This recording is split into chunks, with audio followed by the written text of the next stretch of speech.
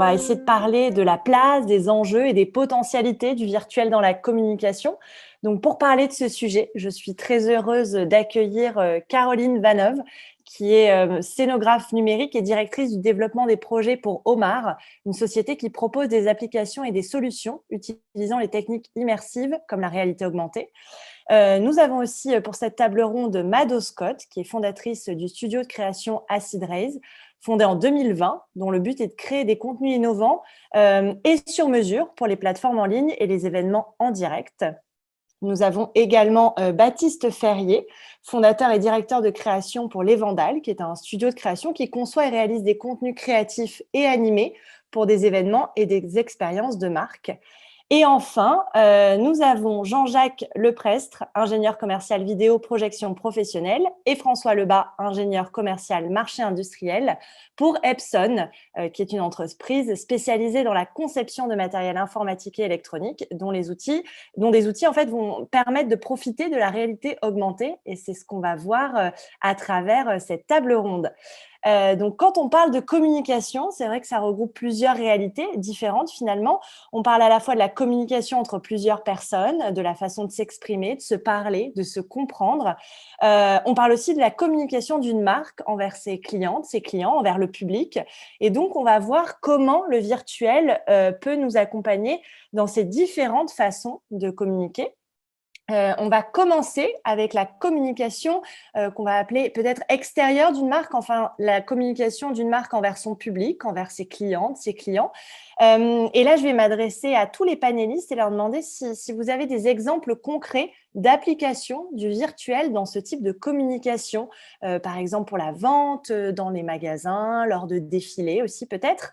On peut commencer avec Caroline, que j'ai citée en premier. Bonjour Caroline. Alors, Caroline, votre micro est encore en muet. Voilà, Coupé. c'est bon, on vous Voilà. entend. Bonjour Caroline. Donc, bonjour à tout le monde. Et puis, merci aussi de me recevoir sur cette table magnifique avec des super acteurs. Et c'est vrai que depuis 2 jours, on vous… Ah, je ne sais pas s'il n'y a que moi, mais des expertises qui se sont faites hier. c'est bon, j'avais perdu la… Alors, étant donné que je n'ai pas très bien entendu parce que ça coupe un peu, je ne sais pas si vous m'entendez.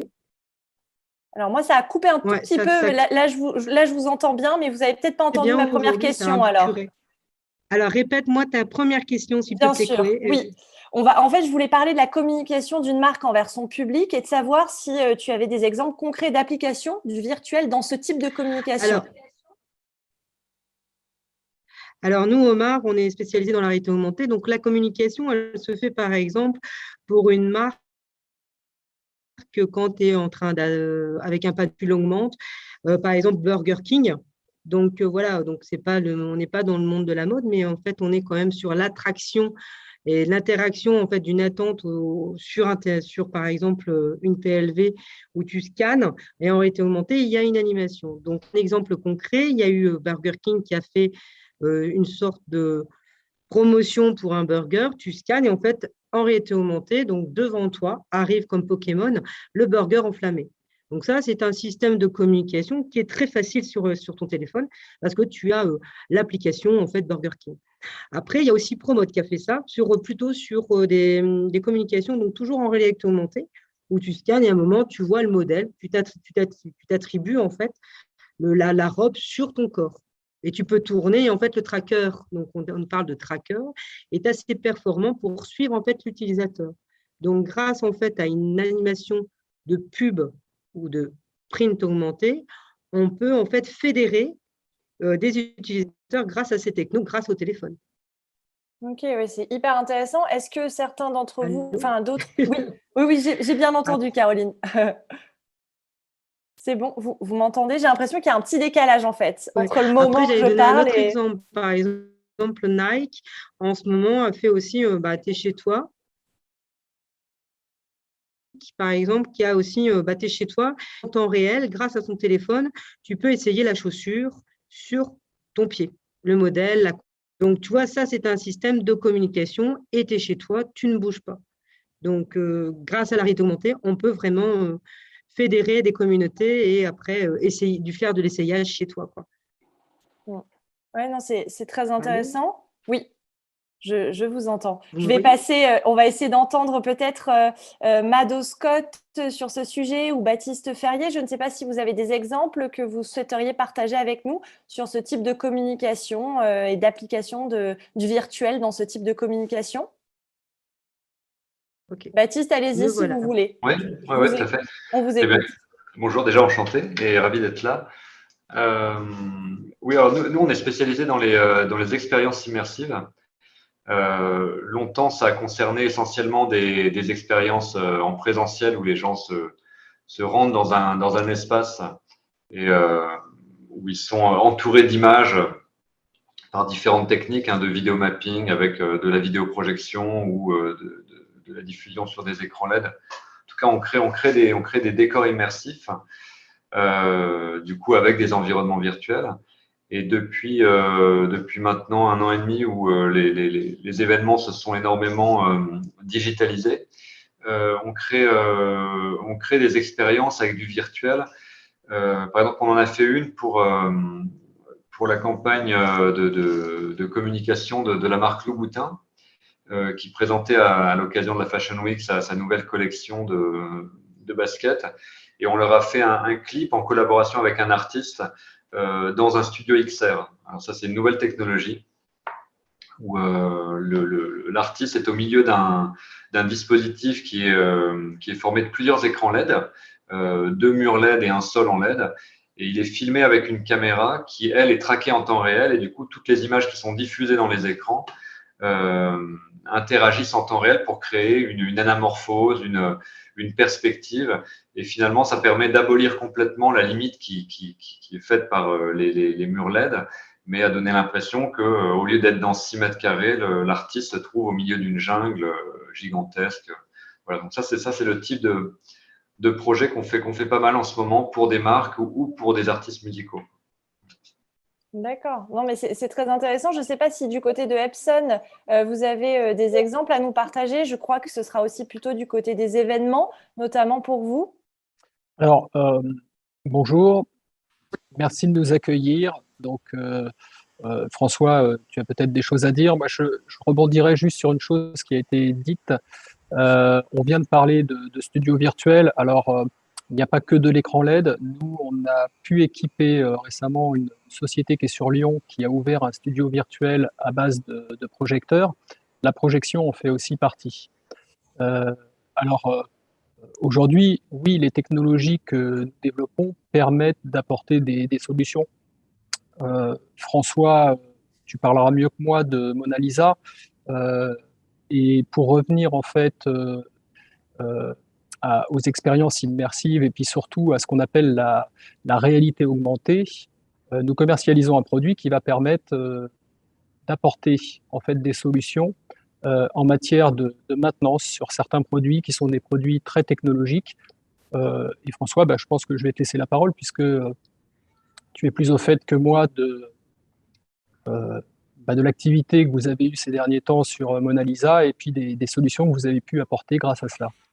Alors, je me permets, je pense sur la technologie, on en parlera peut-être plutôt au moment de la communication entre personnes. C'est une façon de communiquer, de se parler plus facilement. Mais ce sera plutôt là des exemples sur la communication extérieure. On en avait parlé avec François, peut-être juste sur cet aspect-là, avant de parler un peu plus tard de la communication entre personnes.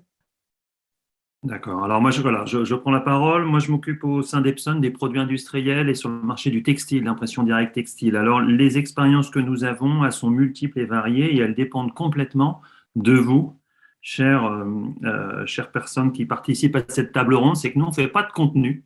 On est juste l'outil qui va permettre de pouvoir communiquer. Voilà. Donc nous, on va avoir 2 grandes familles d'outils qu'on peut aborder pour cette table ronde sur la mode virtuelle. Ça va être à la fois des lunettes, qui vont avoir de multiples applications dans le domaine du textile, évidemment, et de la mode, et de cette nouvelle mode que promeut Fashion Green Hub. Et puis aussi des vidéoprojecteurs qui peuvent servir à différentes choses, comme de la théâtralisation.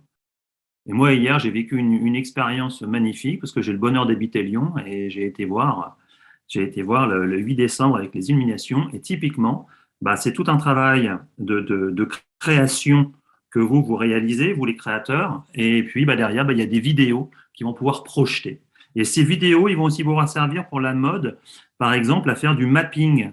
Donc, c'est une opération qui va permettre de pouvoir aider les designers à avoir un outil d'aide à la création en projetant sur des zones bien définies différents designs. Voilà. Donc, nous, on va intervenir sur ces trois solutions-là qui rentrent dans la thématique. Vidéoprojection, théâtralisation, mapping avec un focus directement dessus, et puis ces fameuses lunettes, les Moverio, qui permettent à la fois, comme disait Jean-Jacques, une prise en main à distance, une visualisation, une sécurisation des clients avec ces lunettes. On va pouvoir passer à la fois de la vidéo et de l'audio. On va pouvoir directement, à distance, les clients vont être nos yeux pour pouvoir aider nos techniciens à faire un super diagnostic. Voilà, donc nous, c'est les trois outils que nous avons en termes d'outils de projection, parce qu'on ne fait pas de contenu, on laisse ça aux créatifs que vous êtes. Merci beaucoup. On détaillera un petit peu plus tard, notamment la partie sur les lunettes qui permettent de communiquer plus facilement, notamment sur des machines que je trouvais très intéressant dans le textile, parce que ce sont des thématiques assez complexes. On y reviendra à la fin. Mais vous permis des créatifs. Et le Covid a été un révélateur avec ces contraintes de déplacement, de pouvoir justement communiquer à distance, être pertinent à distance et de pouvoir voir…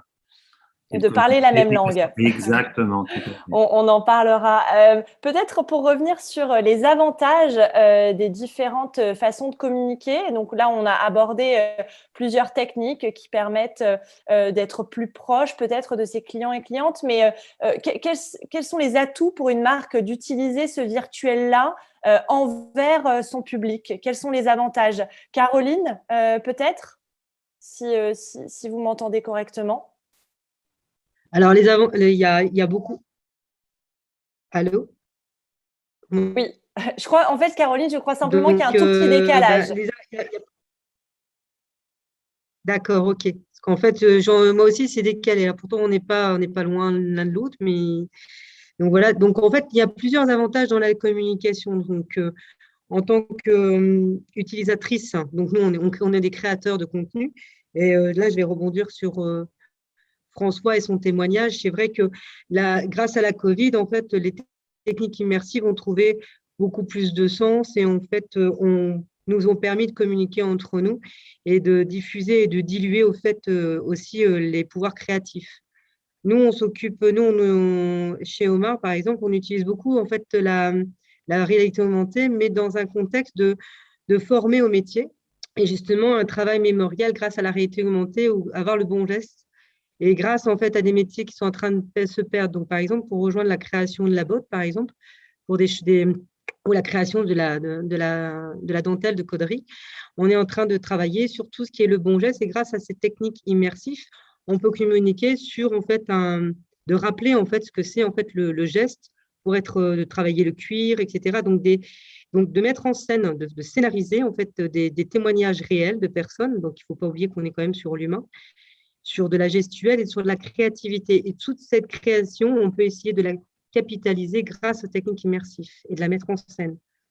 Et donc là, nous, on est vraiment spécialisé sur la technique immersive pour former. Donc justement, comme je vous ai dit, sur ça. Et après, quand on voit aussi tout ce qui est la communication ou les techniques immersives, c'est la créativité qui n'a pas de limite. Comme Baptiste, il disait tout à l'heure avec son mapping, on fait vivre quelque chose qui est inerte grâce, par exemple, à un défilé de mode où on fait en fait un défilé avec une collection que de blanc et après on peut dessus projeter en fait grâce à des techniques de projection, faire vivre une jungle ou de robe en robe. Il peut y avoir un singe qui saute d'une robe à une autre. Tout est question de scénographie et de contenu. Peut-être donc dans ma première question, je demandais un petit peu des exemples de communication, du virtuel qui s'applique dans la communication extérieure d'une marque, en tout cas envers un public, et quels seraient les avantages de communiquer de cette façon. Peut-être que vous pourriez répondre à cette question-là et puis on reviendra sur Baptiste un petit peu après. Oui, moi j'ai monté un studio avec mon associé Léna qui s'appelle Acide et nous on se focus vraiment sur tous ces moyens technologiques qu'on a à disposition pour pouvoir donner à des marques des nouveaux moyens d'expression et de création de leur marque et de leur vision. Moi, j'ai commencé, enfin, on a commencé je me suis intéressée aux jeux vidéo et notamment tous les softwares, les logiciels qu'utilisaient les jeux vidéo, notamment dans l'interactivité et l'immersion et surtout les mini-metaverses qu'ils offraient avant le Covid. Et c'est sûr qu'aujourd'hui, avec le Covid, ça a accéléré l'intérêt maintenant des marques. Ils y voient des nouvelles plateformes pour pouvoir s'exprimer, pouvoir interagir avec une nouvelle communauté. Donc, nous, on travaille constamment à rechercher des outils, des gadgets, de pouvoir relier aussi deux outils différents, deux logiciels différents pour pouvoir créer des nouveaux médiums. Donc, Caroline, tu parlais de Digital Runways, mais nous, on travaille notamment avec le live VFX, qui est des nouveaux médiums maintenant où on peut filmer sur un plateau des mannequins, soit qui défilent ou alors pour un film de mode, donc qui peuvent être en train de faire des actions et ça recalibre en direct dans un environnement 3D construit à travers des logiciels de jeux vidéo, donc Unreal Engine notamment, des environnements 3D complètement imaginés, mais qui sont bien sûr propres à la marque. Et nous, notre but aujourd'hui, c'est un peu de pouvoir amener ces nouvelles technologies vers des marques qui ne sont peut-être pas encore totalement in touch avec ces nouveaux moyens et qui se disent le monde du jeu vidéo, l'esthétique, c'est pas le nôtre, hein, mais comme c'est des outils tech, on essaie de leur faire comprendre que la DA et l'esthétique de ces environnements-là peuvent être complètement façonnés pour répondre à une demande spécifique d'une marque ou alors à leur propre ADN. Donc, c'est hyper intéressant, c'est très nouveau. Je pense qu'il y a peu de références encore sur le marché où on peut vraiment voir ces outils technologiques qui sont utilisés de façon différente et de façon nouvelle. Mais voilà, ça, c'est le futur à nous de façonner. Je pense que de plus en plus, il y a des marques qui veulent rentrer dans ce metaverse ou qui s'y intéressent et qui veulent retrouver leur identité parce que le but du branding et du marketing, c'est de pouvoir augmenter ou d'étendre les moyens d'expression des créateurs et aussi de pouvoir créer des communautés pour ces marques. Et donc, c'est important de créer ces omnichannels où on a que ce soit les prints, que ce soit le visuel web, que ce soit les films ou que ce soit sur les réseaux sociaux, qu'on puisse rassembler l'ADN d'une marque, son identité, à travers ces multiples channels. Donc, ouais. Très intéressant. Et Baptiste, on va réessayer, on va faire un test. Je vois que vous avez un casque maintenant. Ça veut dire que ça va mieux, là? Malheureusement, non. Toujours pas. Toujours pas. Ça grésille énormément. Je vais me déconnecter, je vais me reconnecter peut-être. Très bien. On vous entendra juste après sur ça. Je voudrais rebondir un peu sur ce qu'a dit Mado. Je peux ? Évidemment, c'est le but aussi de rebondir sur les interventions. Allez-y, Caroline. C'est vrai que, comme elle disait, Mado, en fait, on est sur des technos qui ont quand même fait leurs preuves. Après, il y a toute une évangélisation ou de maturation publique qui n'est là et qui n'est pas là. Donc, c'est vrai qu'il faut déjà avoir ce gros travail de technique immersive parce que qu'est-ce qu'on entend par immersif ? Tout à l'heure, on parlait de métavers. C'est vrai que Roblox, en fait, ouvre une plateforme pour un jeune public. C'est cible. Et en fait, on peut partir sur le magasin dématérialisé. Donc, maintenant, on est sur le e-commerce, le e-immersif. Donc là, c'est vrai, tout est question de contenu. Métaverse ou grâce à ces technos ont un coût marketing évidemment et c'est les influenceurs ou les blogueurs ou les avatars qui vont véhiculer cette notion de nouvelles technologies et qui vont démocratiser en fait l'utilisation et les marques ont très bien vu le potentiel justement de ces immersions qui peut offrir plein de choses, de champs du possible, aussi bien une collection matérielle. Mado nous a parlé de Angel and Ryan. Après, il y a les effets spéciaux aussi, effets particules, le projeté, si on est sur de la 2D, donc réalité virtuelle, pour remettre un peu le contexte, on en a parlé depuis 2 jours, c'est vraiment quelque chose de reconstitué. Et la réalité augmentée, c'est de l'information qui vient augmenter votre réalité, comme le Snapchat, les filtres, etc. Donc, en fonction de l'effet waouh ou de l'intégration ou de la démarche marketing, on adapte une techno. si par exemple on fait du matte painting, projection sur du corps ou on est sur du monument, l'effet, la scénographie n'est pas la même. En fait, tout est question aussi à mon avis, après, j'espère qu'il y en a qui vont intervenir et rebondir sur ce que je dis. Je n'ai pas la parole d'évangile, au contraire, j'aime bien qu'on partage. Donc, oui, après, tout est question, en fait, comment vous avez utilisé le produit. Nous, vous voyez, on travaille aussi bien sur le domaine de la formation qu'après pour le domaine de la culture. Et après, les publics ne sont pas les mêmes, les cibles ne sont pas les mêmes. Donc, à vous de rebondir, Mado, Baptiste, Chloé, et puis Jean-Jacques aussi, François, tout le monde. Très bien. On va tester. Alors, on va refaire un test avec Baptiste pour voir si ça fonctionne un peu mieux.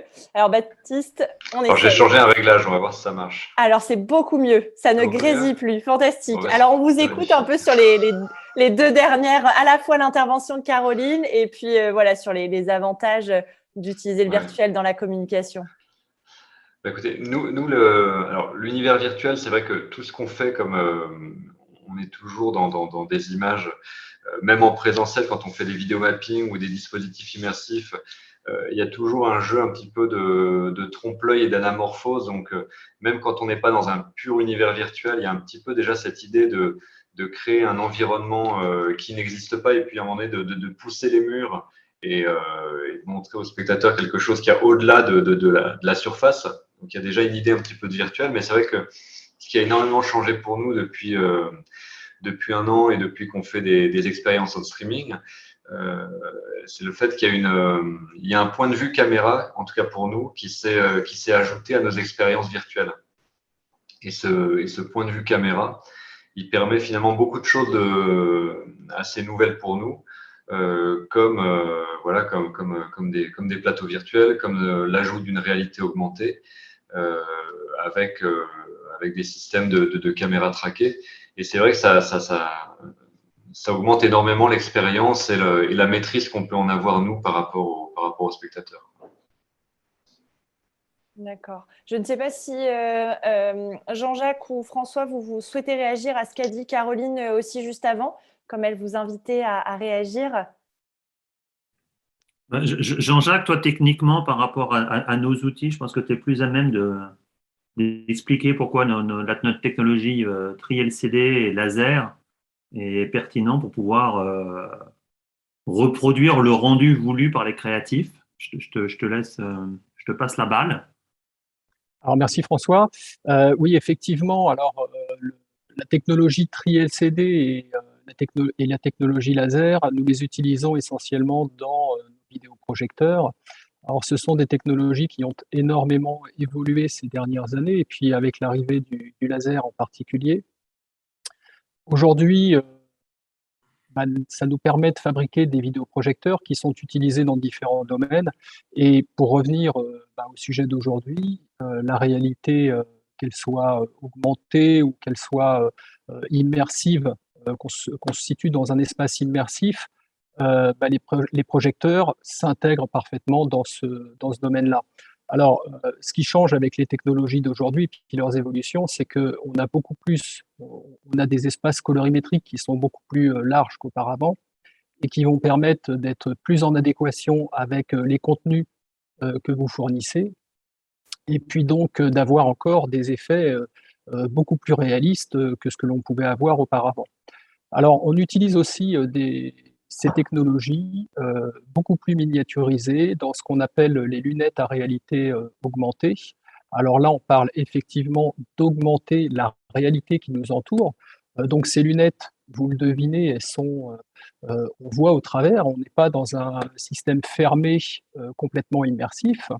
Là, on a la possibilité de voir l'espace qui nous entoure, mais dans le même temps, ces technologies, alors on a démarré avec des technologies LCD, aujourd'hui on travaille avec de l'OLED.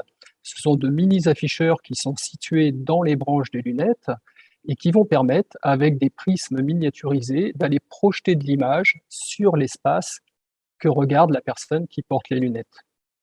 Dans le même temps, ces lunettes, elles sont équipées d'une caméra qui vont permettre, si on les utilise, alors nous ne fournissons que, comme le disait François tout à l'heure, que le hardware, et vous faites soit du contenu, soit du logiciel. Les logiciels sur lesquels nous allons nous appuyer vont parfois permettent aussi de communiquer à distance. Et donc, on va pouvoir, par exemple, confier ces lunettes à un utilisateur qui va être en relation avec une personne à distance qui peut être un ingénieur. L'ingénieur verra la même chose puisque les lunettes sont équipées de caméras, pourra guider l'utilisateur. L'utilisateur conserve ses deux mains disponibles pour pouvoir effectuer des manœuvres qui seront guidées par l'ingénieur, et c'est une nouvelle méthode de communication. Alors ça, c'est une des applications que permettent ces lunettes, mais il y en a bien d'autres, hein, bien évidemment, puisque après, on peut décliner cette utilisation avec différentes applications, et on peut tout à fait imaginer dans un autre contexte. On va se situer dans un musée ou dans un château qui a perdu en fait toute son identité, parce que, comme on le sait, pendant la Révolution française, beaucoup de choses ont été volées, et on n'a pas de beaux châteaux encore dans leur jus, comme on peut voir en Écosse par exemple, ou en Angleterre, mais par contre tout cela, on va pouvoir le recréer. Donc les artistes vont pouvoir recréer ces univers, et il y a par exemple un musée qui va ouvrir très prochainement, qui s'appelle la Citadelle de Verdun, qui va permettre aux visiteurs de visiter en fait ces galeries, d'être dans un espace immersif créé par de la vidéoprojection Epson, et de voir en plus réapparaître des personnages d'époque grâce aux lunettes connectées. Donc voilà, jusqu'où on peut aller avec ce type de système. Donc un outil idéal pour un défilé de mode. Ouais. Et en plus, avec les lunettes, directement, je peux récupérer une indication sur une robe et savoir exactement lors du défilé la composition, et si elle a bien été produite avec des encres Ecotex et GOTS pour apporter une touche vraiment durable au produit. Donc c'est vraiment des outils qui peuvent apporter une communication dans le domaine de la mode, dans le domaine de la présentation et dans le domaine du design, de la création. Donc c'est des outils. Epson n'est pas là pour comment dire, est là pour révéler la quintessence des développeurs et des créateurs. Voilà. Moi, Donc il faut des outils qui soient les plus simples possibles à utiliser et offrir un gamut colorimétrique pour un moyen d'expression avec une luminosité assez rare. Ça, c'est lié à la technologie Tri-LCD. On va pouvoir suivre le mouvement. Vous allez chez Disney, vous avez des animations qui sont faites entièrement avec nos vidéoprojecteurs. Jean-Jacques, je sais. Oui. Voilà. Nous avons eu la chance d'équiper ce qu'ils appellent le studio Marvel, qui se trouve dans le parc Disney Studio. Je crois que Mado avait quelque chose, voulait rajouter quelque chose. Non, j'ai une question par rapport à votre technologie. Par exemple, moi, je construis des espaces virtuels, par exemple des showrooms pour des marques, ou alors il y a pas mal de marques qui veulent reconstruire des boutiques, des intérieurs de boutiques dans le méta. Et je travaille avec beaucoup d'architectes 3D pour reconstituer des environnements qui soient pas que réalistes dans leur construction, mais aussi on travaille avec des personnes qui créent des jeux vidéo pour vraiment avoir une navigation fluide, des interfaces qui soient logiques lors de la navigation dans ces espaces. Et c'est vrai que quand plus dans le processus de production, quand on travaille, c'est avec un client, c'est souvent tu fais une V1, tu montres au client, tu as des retours, tu fais une V2. Et c'est vrai que là, avec tout ce qui est real-time et le live, on est capable de pouvoir travailler en parallèle avec le client, pouvoir faire des retouches en direct. Et c'est vrai que ça gagne un temps fou. Ça permet aussi de minimiser des budgets. Et là, j'étais juste en train de me dire, est-ce que, donc avec ces lunettes, on pourrait amener notre client dans la boutique virtuelle ou dans le virtual shop ou l'espace virtuel et voir en direct les retouches à faire. Je vois où mène la question. Alors, oui, avec on va dire dans une certaine limite, mais voilà, pour aller dans ce sens-là, je prends un exemple, un concessionnaire automobile peut par exemple travailler de deux façons différentes pour, avec un même véhicule, montrer plusieurs choses. Ou alors, ça peut être un magasin de chaussures. On va prendre Louboutin qui avait été cité tout à l'heure. On peut prendre un modèle qui va être en vitrine. Et sur ce modèle-là, on va faire apparaître différentes matières, différentes couleurs, et on peut créer donc différents modèles, et donc non plus avoir une collection de modèles sur la même forme, mais n'en avoir plus qu'un qui aura une couleur unique. Et on va le coloriser soit avec ce qu'on appelle du micro-mapping, c'est-à-dire qu'on va utiliser des projecteurs qui vont venir apporter les textures et la couleur sur l'objet, soit avec les lunettes, qui elles, de la même manière, ont des capacités de détection de forme d'objets. Et donc, la personne à qui on va confier les lunettes, on peut peut-être accompagner le vendeur d'une petite tablette qui va lui permettre de dire, bon, ben voilà, vous la voulez de quelle couleur votre chaussure? Vous voulez qu'elle soit rouge? Vous préférez en cuir? Vous préférez plutôt de cette matière-là? Voilà, on peut rajouter peut-être une couture par-ci, par-là. Et on peut tout à fait imaginer les choses de cette façon. Alors, bien évidemment, c'est pas le matériel qui va apporter cela. Le matériel va apporter une partie de la solution. Le hardware, ça s'appuie aussi, bien sûr, sur une application qui va permettre de diffuser en fait les contenus qui vont venir mapper en fait ces objets ou ces espaces dans lesquels on va travailler. Mais par exemple, on peut connecter ces lunettes à Unreal, par exemple. Je ne sais pas, un environnement 3D. Donc, c'est comme le par exemple. Oui. Non, mais c'est des questions un peu futuristes, mais est-ce qu'on peut connecter ces lunettes où on peut être deux personnes, avoir les mêmes choses dans les mêmes lunettes, par exemple, et Absolument. Alors en fait, les lunettes sont également équipées de capteurs sensoriels qui vont permettre de détecter si vous regardez vers le haut, vers le bas, si vous tournez la tête à gauche, à droite. On peut tout à fait les utiliser comme on le ferait avec un Oculus, par exemple. La seule chose, c'est que l'utilisateur continue de voir l'espace qui l'entoure. Okay. Alors ça a un avantage, c'est que voilà, on continue de voir l'espace dans lequel on circule. On continue de voir ses interlocuteurs et puis surtout, on est moins malade. Parce qu'il y a certaines personnes qui, très très vite, avec un système fermé, vont se sentir mal à l'aise, voire presque malades, pour ainsi dire.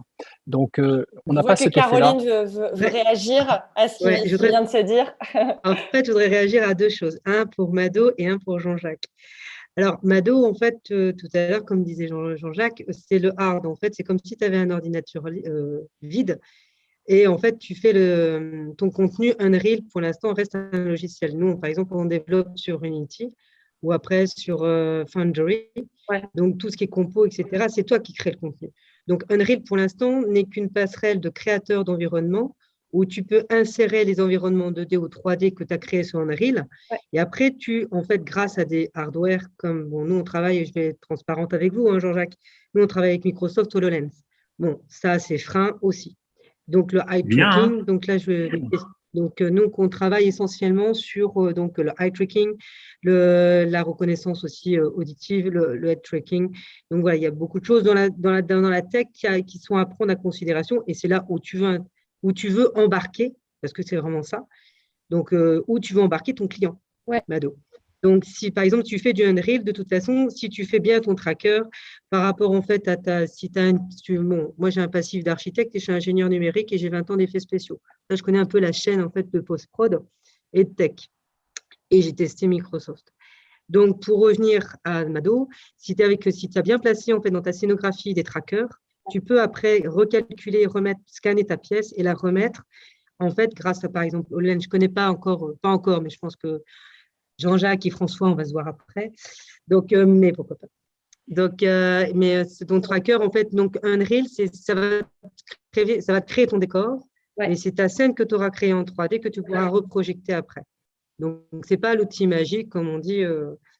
Après, pour Jean-Jacques, c'est vrai que ma question est aussi, parce qu'en fait, tu vois, par exemple, là, on est sur un 16/9, et avec mon Microsoft collaboratif, c'est magique quand on connaît toute le logiciel, il y a Azure, il y a tout ce qu'à faire si on est marié Microsoft.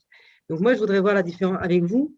Est-ce que, par exemple, si on est à deux à distance avec votre solution Epson, moi, je suis, par exemple, dans le showroom et il y a quelqu'un qui est en stock, est-ce qu'il peut essayer de collaborer sur un produit en réalité augmentée comme Pokémon, il faut dire, ou un vêtement, et on sait qu'il y a du stock, est-ce que c'est possible de le faire avec Epson? Vous voyez ce que je veux dire? Oui, bien sûr. Alors, nous, le produit est différent de celui de Microsoft. Enfin, il est différent. C'est-à-dire qu'on n'a pas le même champ visuel. C'est le cas d'usage. Voilà, donc ce sont des différences techniques. Le procédé est le même, hein, si vous voulez, mais voilà, il y a quelques différences. On ne se situe pas du tout dans la même gamme de prix. On a un produit qui est un produit de grande diffusion et qui va être très attractif en termes de rapport qualité-prix. On peut même donner le prix, hein, on est en confiance. Hein. Oui, bah allez-y, hein, de toute façon, il faut être Hein, transparent. 1000 Faut savoir euros. aussi, Ah bah oui. Voilà. Donc, Il y a l'Axe qui va arriver sur le marché aussi. Peut-être, voilà, mais c'est bien, tant mieux. Donc nous, on se tant mieux, situe. c'est bien. Plus il y aura d'outils. Bien Bah, sûr, plus on bien sûr, pourra mais créer des contenus. Mais exactement, donc c'est ça mais qui est important. la concurrence est saine. Ce que je veux dire, c'est que nous, on va se Ouais. situer, on est vraiment, voilà, donc Epson, c'est une entreprise qui conçoit des produits, mais c'est aussi une entreprise industrielle. Et nous, on va adresser des marchés qui sont voilà, des marchés plus à volume. Et donc, il faut se situer dans une réalité de marché en termes de prix, avec des caractéristiques et des capacités qui, par contre, sont réellement là. Donc, je vous invite à tester notre produit pour comparer avec le produit Microsoft, qui est très bien aussi, hein, mais dans une autre catégorie. Et bien sûr, Caroline, on est une agence à Villeneuve d'Ascq. Bah écoutez, prenons Le monde est rendez-vous bien après. fait. Hein. Et on a le Moi, showroom vidéo, à 1h30 de chez vous, à Clichy. à Clichy, À Paris Oui, absolument, dans lequel je Bah, vous nous donnerez vos suis coordonnées, actuellement. François. avec plaisir. Ouais, c'est bien ces interactions qui se créent pendant cette table ronde. J'ai une question pour Mado. Je la pose maintenant parce que c'est pour rebondir à ce qui a été dit juste avant. Vous disiez que vous utilisiez Unreal Engine. Est-ce que vous utilisez aussi Unity ? Oui, après, c'est des plateformes chacun a leurs atouts, et c'est ce que je voulais dire au début, c'est que c'est pas parce qu'on a toutes ces technologies à disposition qu'on doit toutes les utiliser en même temps pour les mêmes types de projets. C'est chaque brief, chaque créateur, chaque designer a des besoins spécifiques et veut s'exprimer d'une certaine façon. Et c'est aussi le travail de directeur artistique et de studio de bien évaluer quel est le besoin d'une marque et quels sont les meilleurs outils pour exprimer cette marque sur ces nouvelles plateformes. Donc, ça dépend vraiment du besoin. Il y a des exploitations créatives qui sont mieux à être sur Unity. Il y en a qui sont mieux à être sur Unreal. Chacun a des avantages et des downsides. Et voilà. Donc, on utilise un peu de tout. Ça dépend. Bon, j'espère que ça répond à la question. N'hésitez pas d'ailleurs, si vous avez d'autres questions, à les poser au fur et à mesure dans le chat. Je peux les prendre, les poser soit pendant la discussion, soit à la toute fin. On a beaucoup parlé de créativité, d'à quel point le virtuel permet à une marque d'être encore plus créative dans sa communication. J'aimerais bien qu'on aborde aussi l'aspect écologie. Dans quelle mesure utiliser le virtuel dans sa communication permet d'avoir des avantages aussi d'un point de vue plus impact écologique. Je pense que c'est important en ce moment. François l'a évoqué à plusieurs reprises, mais voilà, j'aimerais bien vous entendre sur ça. Baptiste, peut-être Alors, du point de vue écologique, c'est vrai que quand on fait un événement virtuel, il y a beaucoup de choses qu'on consomme moins, hein, forcément par rapport à un événement. L'événementiel, c'est quand même un domaine où la question de l'écologie et des ressources utilisées, puis qui sont finalement utilisées que pendant un temps d'événement, elle se pose vraiment, parce que souvent, on installe du mobilier, des moquettes, beaucoup de choses qui ne servent que pendant une soirée. Donc, c'est vrai que depuis un certain nombre d'années, les entreprises événementielles ont fait beaucoup d'efforts pour essayer de recycler un petit peu tout ça. Alors, avec le virtuel, il y a forcément beaucoup moins de dépenses. Hein. C'est sûr, de ce point de vue-là, c'est un petit peu imbattable. Et en même temps, je pense pas que le virtuel et le digital va remplacer le présentiel, quoi. C'est vraiment quelque chose qui s'ajoute. Donc, quoi, je trouve ça un peu compliqué. J'ai pas l'impression que le digital vienne sauver non plus l'écologie parce que tout d'un coup, il y a moins de ressources physiques, quoi. Non, mais c'est intéressant, on parlera peut-être des limites, mais c'est vrai que François disait aussi que c'était intéressant parce que ça permet une certaine traçabilité, de donner des informations sur les impacts peut-être d'un produit quand on a envie de communiquer, parce que parfois, c'est pas évident d'avoir toutes les informations sur un vêtement, sa fabrication, ses impacts écologiques. Je ne sais pas si vous voulez rebondir sur ça, dans quelle mesure ça permet d'être plus transparent peut-être? Mado?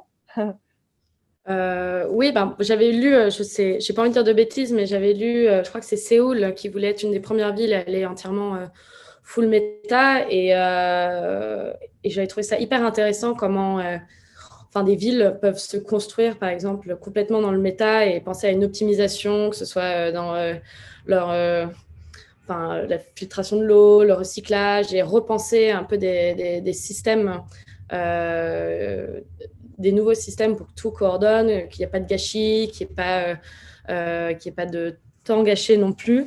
Et c'est vrai que si on repense ça à la mode, il y a des marques qui pourraient complètement s'optimiser en se créant dans des espaces virtuels et en voyant, OK, par exemple, on a certaines usines qui rapportent moins ou qui polluent plus, comment on pourrait les tester dans d'autres endroits. Et ça permet de pouvoir faire des tests sans devoir carrément dépenser de l'infrastructure, utiliser des vraies personnes. Et dans tout ce bêta testing, je pense que c'est là où on va pouvoir trouver pas mal de solutions et éviter des erreurs coûteuses, que ce soit coûteux écologiquement ou coûteux pour une marque. Pour une marque. Et du coup, ça va inciter peut-être plus de marques à aller de faire ces gestes green dans la réalité parce qu'ils ont déjà testé en quelque sorte dans des espaces virtuels. Pour moi, là, je pense qu'il y a une vraie solution là-dedans. Après, dire que le digital c'est écologique, non, parce que tout ce qui est data centers, data farms, ça demande énormément d'énergie, et comme on le sait, l'énergie, c'est pas écologique non plus. Donc, il ne faut pas se dire que oui, parce que j'ai optimisé mes chaînes de production, je suis green maintenant. Non, ce serait mettre la poussière sous le tapis de quelqu'un d'autre, mais voilà, pour moi, il y a de l'innovation dans la conceptualisation qui peut aider dans le long terme. Alors, sur les 3 points que j'ai évoqués tout à l'heure, la théâtralisation, le mapping et puis ces lunettes de communication à distance, moi, je vois des gains écologiques assez rapides. Les lunettes, ça évite des déplacements. On l'a vu, nous, typiquement pendant le Covid, où on a envoyé des paires de lunettes à des clients pour faire un bon diagnostic, plutôt que d'envoyer quelqu'un prendre sa voiture, prendre un avion, prendre un train. Ça a fait gagner du temps, parce que derrière, le diagnostic, il était bon, parce qu'il a été fait à distance et par l'opérateur, avec le technicien qui était derrière, l'ingénieur technique qui était à Clichy. Et puis derrière, beaucoup moins une empreinte CO2 complètement réduite, quoi. Pour le mapping, c'est un super aide à la création et à la décision. Donc, je reprends l'exemple de Jean-Jacques par rapport aux chaussures. Ça veut dire que je vais pouvoir tester directement sur la même paire de chaussures plusieurs designs avant de les imprimer, avant de les personnaliser. Et puis, le directeur artistique va pouvoir choisir les 3-4 designs, motifs, qu'il va choisir sur les chaussures. Et au lieu d'en imprimer une quinzaine, on va imprimer que 3. Donc, je pense que c'est intéressant. Et dans une boutique, ça permet de pouvoir avoir toute la collection en virtuel et après produire à la demande. On sait très bien que la production à la demande, c'est comme ça qu'on va changer aussi notre mode de consommation. Et nous qui vendons des outils d'impression à la demande, on est vraiment à fond dans cette optique-là. Et puis la théâtralisation, ça permet, lors d'un défilé de mode, de pouvoir créer des ambiances tout aussi folles, tout aussi créatives, tout aussi impressionnantes, époustouflantes, mais de façon virtuelle. Et on n'a pas coupé un arbre, on n'a pas coupé une fleur, et on a quelque chose de très vivant. Voilà, donc je pense que ces trois outils, ces trois façons d'utiliser la technologie de projection permettent, oui, d'économiser quelques kilos ou tonnes de CO2. Dans le domaine productif aussi, également, là, je repensais à la découpe de tissus dans le domaine de la mode. Aujourd'hui, on a des demandes en matière de projection pour mapper des tissus, tout simplement pour afficher le patron et découper le tissu d'une façon plus simple, plus rapide, plus efficace qu'auparavant. Ça fait partie aussi des gains en matière de travail, d'énergie, de consommation de matériaux. Voilà, et toujours dans le sujet d'aujourd'hui pour rester dans cette idée-là. Moi, je vais rejoindre un peu plusieurs témoignages des speakers. Donc, c'est vrai que moi, je reviens sur Jean-Jacques et François aussi, nous, on le voit en formation, en fait, il y a une réelle valeur ajoutée, en fait, d'utiliser les techniques immersives pour économiser, par exemple, pour la confection, de moins de pertes de tissu, d'avoir les bons gestes, le bon coup de ciseau, etc. Ça, pour le côté formation, apprentissage du métier ou de couture. Après, c'est vrai aussi que dans un côté événementiel, déplacement, on le voit aussi qu'il y a un certain coût qui a été minime grâce en fait au métaverse, à ces plateformes où on a pu se retrouver des salons virtuels comme on a eu sur le Laval virtuel d'Ariette ce matin. Voilà, il y a un gain de coût aussi d'impact environnemental parce qu'on n'a pas pris sa voiture, on a fait des économies. Donc, il y a beaucoup de valeur ajoutée par rapport à ces techniques immersives. Après, comme là, je vais rejoindre sur Baptiste, c'est quand même, la devise de chez nous, c'est la réalité augmentée, les techniques immersives pour l'homme. Donc, on ne remplacera pas tout. On aura évidemment des choses positives, mais il y a aussi des choses négatives. Donc, dans le sens où il ne faudra pas non plus se mettre dans une bulle où on a besoin quand même d'un côté social et humain. On l'a vu avec ce côté de Covid, où ça a permis de quand même d'activer quand même d'avoir quand même un ronronnement de la créativité, mais rien que tel de se retrouver à une nuit de l'art, à un événement où on a besoin de ce contact. Donc, oui, certes, ça a fait des économies. Là, je vais rebondir par exemple sur quelque chose aussi en tant qu'économie. On n'a pas tué des arbres. On fait par exemple, on n'en a pas trop parlé, c'est tout ce qui est print augmenté, donc documentaire, etc., où vous avez en fait une image de marque avec un certain logo. Et suivant la saisonnalité, vous pouvez en fait avoir quelque chose qui apparaît en réalité augmentée. Donc, pour la Saint-Valentin, etc. Vous avez le même support visuel, sauf que vous savez, en tant qu'influenceur et en tant que suiveur de la marque, vous savez qu'à la Saint-Valentin, vous scannez la marque, par exemple Chanel, vous avez quelque chose avec le nouveau parfum par rapport à la Saint-Valentin, des événementiels qui sont en fait, et c'est aussi palliatif avec un lien qui vous redirige, etc. Grâce à de la réalité augmentée. Vous rescannez le même support, par exemple pour Pâques, et ben là, c'est un événement par rapport au tour du chocolat, etc. Donc, sur un même support visuel, vous avez une économie de papier, d'impression, et en même temps, grâce à ces techniques, vous n'êtes pas non plus, vous êtes sur un e-marketing virtuel. Donc, c'est un impact aussi positif sur la consommation du papier. Donc, consommation papier, etc., avec toute la chaîne de ne pas abattre des arbres et tuer des petites fleurs. Mais après, rien ne vaut quand même une petite fleur pour la sentir et ça sent la rose, quoi. Voilà. Oui, ça ne remplace pas, effectivement. Ça ne remplace pas, non. Ouais, le toucher, même pour le textile. Oui, et puis les sourires, etc. Vous voyez, là, on est content, on n'a pas de masque, quoi. Oui. Rien que ça, c'est sympa. C'est vrai aussi. J'avais une autre question à vous poser. D'ailleurs, Natacha, je ne sais pas jusqu'à quelle heure on a, parce que je crois que la conférence juste après a été annulée. Donc voilà, n'hésite pas à me dire jusqu'à quelle heure on peut échanger. Mais en tout cas, j'avais une autre question. C'est vrai que moi, en tant que consommatrice, j'ai pu tester quelques expériences en magasin de réalité augmentée, en tout cas de virtuel qui est utilisé par une marque dans sa communication. Et j'avais plus l'impression que c'était de l'ordre du gadget de temps en temps qu'une vraie valeur ajoutée, une vraie plus-value dans la communication de la marque. Et donc, je me demandais comment une marque pouvait utiliser correctement le virtuel de façon pertinente, de façon efficace pour dépasser un peu ce côté gadget. Quelqu'un hier, lors d'une intervention, parlait, il me semble que c'était Louis Vuitton, et montrait le bâtiment où des animaux sortaient du bâtiment pour jouer de la musique. Et c'était une façon pour Louis Vuitton d'utiliser la réalité augmentée et le virtuel, mais ça n'apportait pas grand-chose dans la communication de la marque. Et donc, je me demandais comment on dépasse un peu ce côté parfois qui peut faire gadget du virtuel pour rentrer dans une communication réellement efficace grâce au virtuel.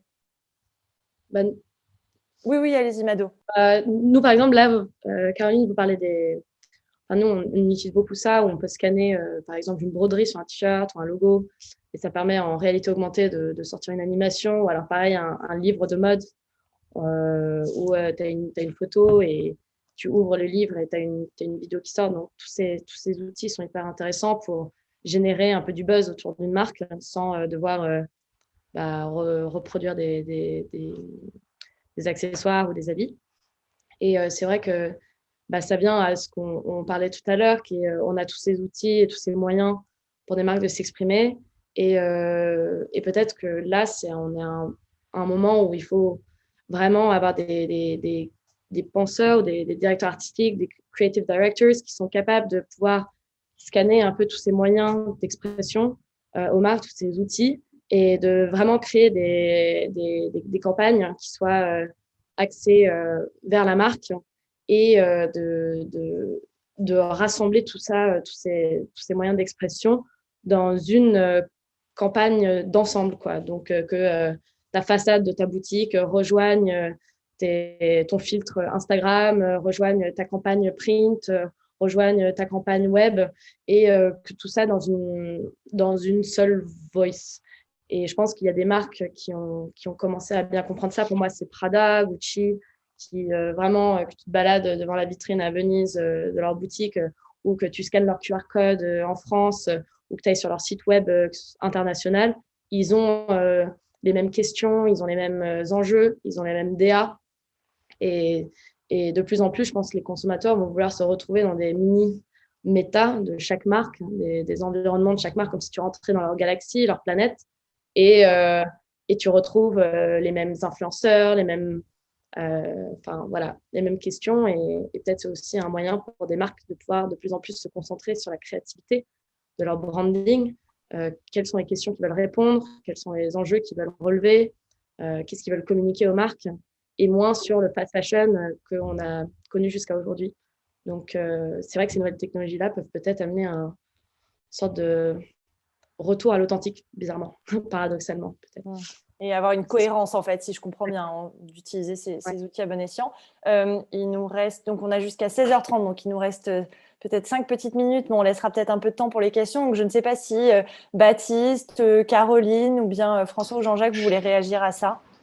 Oui, je voulais juste dire une chose, c'est vrai que le côté un peu gadget dont on parlait, c'est également dû au fait que souvent on est sur des technologies émergentes.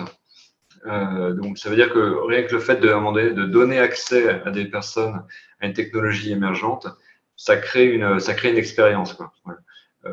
Peut-être qu'à un moment donné on s'en est un petit peu satisfait, c'est-à-dire que quand les gens avaient jamais mis un casque de VR sur la tête, ou qu'ils n'avaient jamais fait une expérience de personnalisation avec un micro-mapping, il suffisait de leur faire vivre quelque chose qui après ne les accompagne pas dans un parcours d'achat ou voilà. Mais on peut quand même parier sur le fait que ces outils se démocratisant de plus en plus, effectivement, il y a un vrai travail d'écriture de l'expérience, pour qu'on soit plus dans une expérience juste pour l'expérience, mais que ces technologies-là amènent quelque chose vraiment aux consommateurs, quoi. Ça me semble être le prolongement assez naturel de toutes ces technologies, quoi. Et en même temps, ça passe par de l'écriture, de la créativité, et effectivement une vision globale aussi d'une stratégie de marque. En fait, moi je rebondis aussi sur Mado et Baptiste. Et c'est vrai que c'était un gadget quand c'est arrivé, mais en fait, grâce à ces gadgets, ces coups de buzz, ça a démocratisé un peu les technos. C'est quelque part nos propres influenceurs. si on part, par exemple, des filtres Snapchat, c'est des gadgets qui, finalement, qu'est-ce que ça vous apporte d'avoir une truffe et avoir des moustaches de chat? Bon, bah, finalement, ou mettre du gloss grâce à un filtre et qui, en fait, c'est L'Oréal qui a utilisé l'application ou Ray-Ban qui utilise. Donc, c'est un outil à la vente. L'utilisateur s'approprie la marque. Et tout à l'heure, on disait de retour, c'est les tendances normalement du content marketing, etc. C'est l'appropriation de quelque chose et de me la fidéliser et ça m'appartient. Donc, en fait, ces outils, quelque part, on parlait d'avatar, c'est ça aussi, après on peut parler sur plein de choses, mais on s'approprie la chose. Donc, en fait, ce gadget devient ma chose à moi virtuelle. Hein. Je l'ai acheté aussi, si on repart sur les FTC, etc., sur les œuvres créatives. Voilà. Et en fait, c'est grâce à ces gadgets qui vont, comment dire, démocratiser. Et nous, en tant que créateurs, je pense qu'on a quand même un rôle à jouer pour pas que ça parte en vrille, quoi. Ouais, en vrille, on s'entend. Hein. Là-dessus, on peut partir sur d'autres sujets, mais il faut faire attention aussi de ne pas se perdre dans ces outils qui servent peut-être à rien, mais qui servent à consommer. Donc, Ray-Ban, oui, évidemment, moi, je vais aller chercher le gloss que j'ai essayé chez L'Oréal. Tiens, le vernis qu'on s'est mis pendant la Covid, qu'on ne pouvait pas aller en magasin. Bah, la première chose qu'il y en a qui ont été faire, c'est faire le magasin qu'ils ont essayé en réalité virtuelle chez eux, quoi, ou en réalité augmentée. Donc, c'est vraiment un outil à la vente. C'est de la communication. Et c'est grâce, en fait, à des influenceurs, à des blogueurs, que la marque peut vivre. Et en plus, ça leur donne aussi un coût marketing en moins. Donc voilà, donc le gadget au départ, en fait, c'est comme tout. Hein. On a fait le buzz, on a poussé les gens à consommer quelque chose qui ne sert à rien, mais c'est eux qui vont être les premiers utilisateurs. Quoi. Bien sûr. François et Jean-Jacques, vous avez le mot de la fin, si vous voulez, sur cette question-là. Sur cette question, je vais faire vite pour laisser quand même François, la possibilité à François de dire deux mots.